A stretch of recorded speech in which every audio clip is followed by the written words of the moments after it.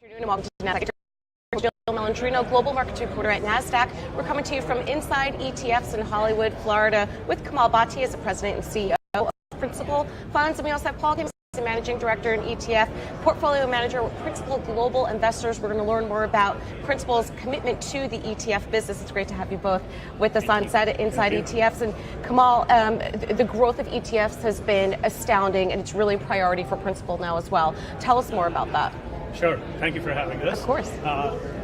At Principal Global Investors, we are a global company that invests across multiple asset classes. And what we really wanted to do was bring our expertise to the financial advisor market with two key lenses behind it. One is we have a very long heritage of being a retirement expert across the global markets.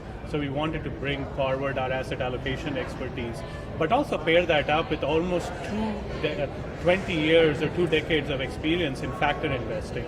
Really our depth in terms of our quantitative capabilities, and marry those two capabilities and bring forth the ETF franchise that's focused on that.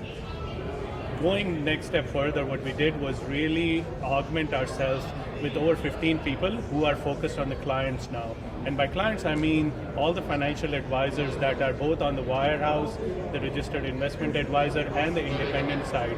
And these experts have over 2 decades of experience as well. So we wanted to make sure our investment capabilities, which have a deep expertise, and our client-facing people are all married together. So we're excited about going forward and providing those factor ETFs together. All right, now Paul, let's talk about the actual management and the heritage behind active management at Principal Global.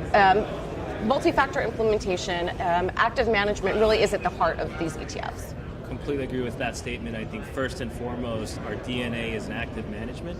So we just think about systematic strategies, particularly on the strategic beta sides, to be just rules-based active. And so what are we bringing? We're trying to bring our sort of perspective into how to take advantage of structural inefficiencies in the market. Active management in smart beta or strategic beta is really about taking advantage of things like economics, trends where certain types of securities are misvalued or undervalued for long periods of time. So factors that have stood the test of time include things like value, momentum, quality. These are the factors that a lot of active managers focus in terms of fundamental research as well. We're just trying to package them together. And then from our perspective of what we're doing in asset allocation, many of our factor strategies are coming out as tools that asset allocators, particularly many of our largest institutional portfolio managers, can use as either core allocations in the case of things like multi-factor strategies, or as a way to get very precise overweights, underweights, or bringing up portfolio weights to certain factors. And so that's sort of how we thought about a lineup in the context of asset allocation and a long heritage of active management. And in this relatively low volatility environment, multi-factor approach really does take a lot of the guessing out of the timing around which asset classes are going to outperform at one point or the other. Yes. All right, and speaking of that, low interest rates, low volatility, income has really become a concern for investors. And that's a really long heritage that we have. First and foremost, we focus on retirement income and making sure people really have the outcomes that they expect out of their investments. And so I think people naturally think of income, think about budgeting as you're working out of your paycheck. And so retirement income is a big component of planning that we naturally think about. And a lot of our strategies, particularly on the fixed income side, is really geared towards different combinations that give you really attractive ways of getting income, from the safest, which is sort of your ultra short investment grade world, to much more attractive yield levels that take advantage of the risk premium in different multi-asset classes. Things like equities, global equity income, to commercial real estate, to preferreds, to high yield, but finding a way to sort of marry that into a really interesting combination. And if I may add, I think from a business perspective, what we wanted to do, Jill, was really make sure we can work where the clients want to meet us. So if a certain client is willing to outsource more of that income expertise to us, we have a lineup of ETFs that packages various forms of fixed income, various forms of factor investing with some component of equity where they can buy an ETF that gives them that income outcome.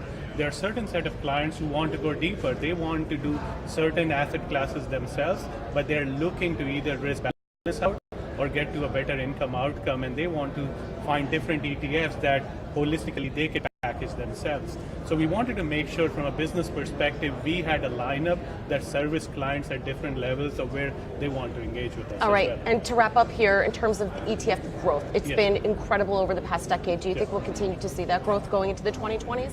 Absolutely. It is a massive long-term trend, and there are a couple of simple reasons for that. One is ETFs have been really a powerful tool for not only people to get access to the market, but also for allow them to manage tax efficiency, and they are a completely transparent vehicle to get access to the markets. What we are going to continue to see, as there's a lot of talk right now, is active management, and ETF is going to be the next phase of growth, where what you're going to see is the ETF technology or the wrapper is really accepted by a lot of clients, and now active managers with different forms of expertise are really going to lean in and continue growing this marketplace. And I would add, from our perspective, given the global footprint we have, we are seeing that phenomena all over the globe. Obviously, US has led, but we see across Europe and Asia the demand for ETFs continue to grow. So we're going to be heavily engaged across all our client base across the world. And if you use a baseball analogy, in the U.S., I'd say we're in inning 3, and globally we're earlier than that. Yeah. Oh, wow. So there's a lot of growth potential Yes, there. absolutely. Thank you both so much for joining us at Thank Inside you. ETFs. And thank you for joining me on Trade Talks. I'm Jill Malandrino, Global Markets Reporter at Nasdaq.